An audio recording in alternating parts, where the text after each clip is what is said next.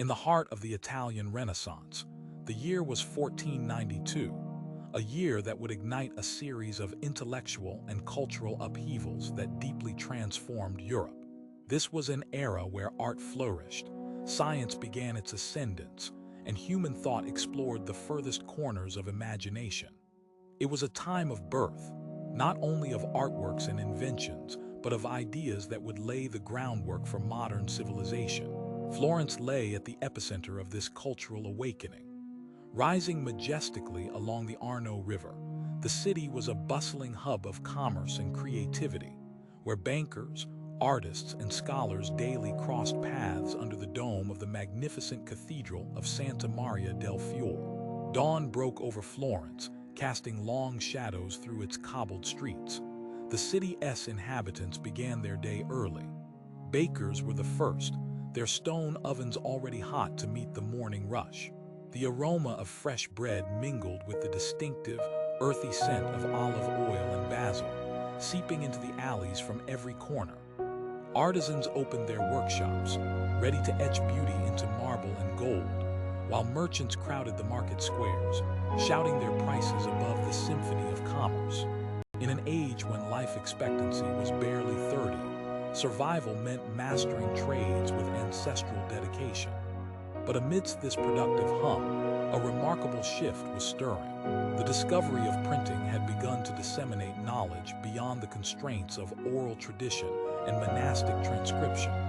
Before modern communication, people relied on mouth and manuscript, methods that clung to secrecy and hierarchy. Now, printed pages unlocked secrets to a wider audience, and with this democratization of knowledge came a surge of curiosity and debate. Gutenberg's press had crossed the Alps, landing in Italy, and the effect was profound. Copies of classical texts and new thoughts could now be questioned, debated, and built upon. The implications were immense for the everyday citizen of Florence. The noble ambition of the Medici family to position themselves as patrons of the arts spurred the careers of young, ambitious individuals in ways unimaginable only decades before. For young Sandro, a talented but struggling artist, the world was opening like a carte blanche. Sandro's days were filled with the hard labor of preparing canvases and sketching designs, but the nights were an awakening into a world of larger-than-life visions of saints and mythic heroes, fueled by new ideas imported by fleets arriving from distant ports. As Sandro labored, another figure was reshaping scores of lives, who, though unseen in grandeur, would tip the scales of history. Isabella, a daughter of a modest merchant family, progressing through life's well-trodden path set by the social hierarchy, was no guarantee of a transformative existence. However, Isabella had inherited a repository of dreams unmatched in her ilk. She was amongst the first of her kind to read weary books by candlelight, dreaming beyond the limitations of gender and station. It was this surge of curiosity that led her to the bustling markets, seeking knowledge from traders who had crossed lands where different stars filled the night sky. But what began as a slow European embrace of knowledge was quickened by Columbus's voyage in 1492. The news of lands far beyond the known world struck like a thunderclap. In the candlelit courtyards of Florence, Isabella listened wide-eyed to travelers' tales of golden cities and strange peoples. The Renaissance was no longer an inward explosion, but a quest that looked outward to the stars. Trade, once the backbone of Florentine life, expanded into a quest for exotic goods, knowledge, and even souls. Markets blossomed with spices from Asia and African ivory. Wealth poured in, yet with it came a new awareness that we were not alone, nor at the center of the universe. Humanism, the powerful cultural movement of the Renaissance, emphasized the potential of individuals, while simultaneously explorers were unveiling the world's daunting magnitude. As the city walls began to thrum with an understanding of new frontiers, social structures subtly shifted.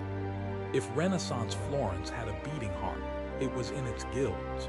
Artists, clothiers, and merchants bound themselves to these guilds for protection and mutual advancement. Voices like Isabella S. found little echo in the noble halls, but in guild chambers, she discovered allies among women who wielded their teaspoons as deftly as their male counterparts wielded swords. They were persistent reminders that creative ingenuity could burst forth even from the most constraining chains. Through the ceaseless rhythm of artistic and mercantile pursuits, the city fostered a sense of belonging transcending class division, albeit slowly. Though their lives were entrenched in hard, somber realism, this generation, for the first time, glimpsed a hint of social mobility. Inventive minds envisioned boards of innovation rather than regimented lines of servitude, though these revelations came subtly, quietly revolutionizing the great Italian city. The changes were not just secular but spiritual. The Catholic Church, long the undisputed authority, found itself both an essential patron of the arts and a structure tempted by reform. Resistance burgeoned on the edges, sparked by these foreign books and ideas. Yet, amidst this unrest, cathedrals continued to tower over cities, reminders of the divine's immutable presence. In terms of artistic expression, the legacy of the Renaissance was already taking form in vibrant workshops, like that of Sandro Botticelli.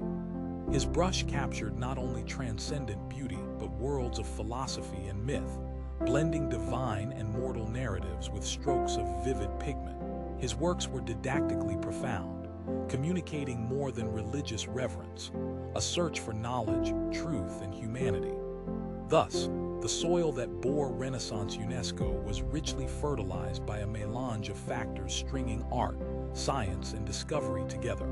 People across Europe in later generations would regard this miraculous cultural outpouring not just as a predecessor to the Enlightenment, but as a dawning realization of humanity's potential and capability. What aspects of Renaissance Florence life would you find most challenging? Share your thoughts in the comments below. If this journey through history fascinated you, hit that like button and subscribe for more deep dives into humanity's past. What historical period would you most like